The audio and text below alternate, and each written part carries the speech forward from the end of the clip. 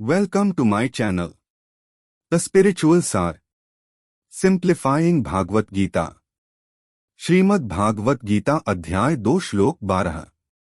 न त्वेवाह जातु नासन न त्व नेमे जनाधिपाः न चैव न भविष्यामः सर्वे वयमतः परम। भगवान श्री कृष्ण अर्जुन से कहते हैं, ऐसा कभी नहीं हुआ कि मैं न रहा हो या तुम न रहे हो अथवा ये समस्त राजा न रहे हों, और न ऐसा है कि भविष्य में हम लोग नहीं रहेंगे। इस श्लोक का भावार्थ यह है कि आत्मा अजरमर है, यह शाश्वत है और यह किसी भी समय, काल या परिस्थिति में समाप्त नहीं होती। भगवान यह स्पष्ट करते हैं कि आत्मा का अस्तित्व सदा के लिए है और यह हमारे जीवन का एक अभिन्न हिस्सा है। इस श्लोक में भगवान श्री कृष्ण आत्मा की शाश्वतता पर जोर देते हैं। वे बताते हैं कि आत्मा का अस्तित्व न केवल वर्तमान में है बल्कि यह भूत और भविष्य में भी हमेशा बना रहेगा। आत्मा न तो कभी नष्ट हुई है और न ही कभी नष्ट होगी।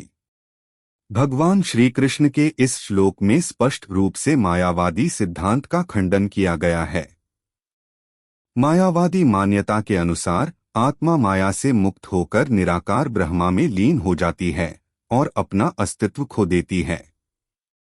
लेकिन श्री कृष्ण का यह श्लोक इस मान्यता का विरोध करता है। भगवान यह स्पष्ट करते हैं कि आत्मा का अस्तित्व शाश्वत है और इसे कभी भी समाप्त नहीं किया जा सकता। श्री कृष्ण का यह संदेश न केवल भौतिक अस्तित्व पर बल्कि आध्यात्मिक अस्तित्व पर भी लागू होता है। वे कहते हैं कि न केवल वर्तमान में बल्कि भविष्य में भी हमारा अस्तित्व बना रहेगा। इसका मतलब है कि हम केवल इस भौतिक शरीर तक सीमित नहीं हैं, बल्कि हमारी आत्मा का अस्तित्व सदा के लिए है। भगवद गीता का ज्ञान शाश्वत और सार्वभौमिक है। यह केवल उन लोगों के लिए नहीं है जो आध्यात्मिकता में रुचि रखते हैं, बल्कि उन सभी के लिए है जो अपने जीवन के रहस्यों को समझना चाहते हैं।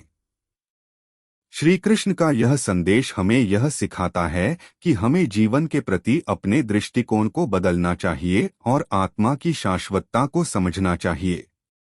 श्लोक का सार। भगवान श्री कृष्ण का यह श्लोक हमें आत्मा की शाश्वतता और हमारे अस्तित्व के बारे में गहन ज्ञान प्रदान करता है। यह हमें यह समझने में मदद करता है कि जीवन केवल इस भौतिक शरीर तक सीमित नहीं है, बल्कि हमारी आत्मा का अस्तित्व सदा के लिए है।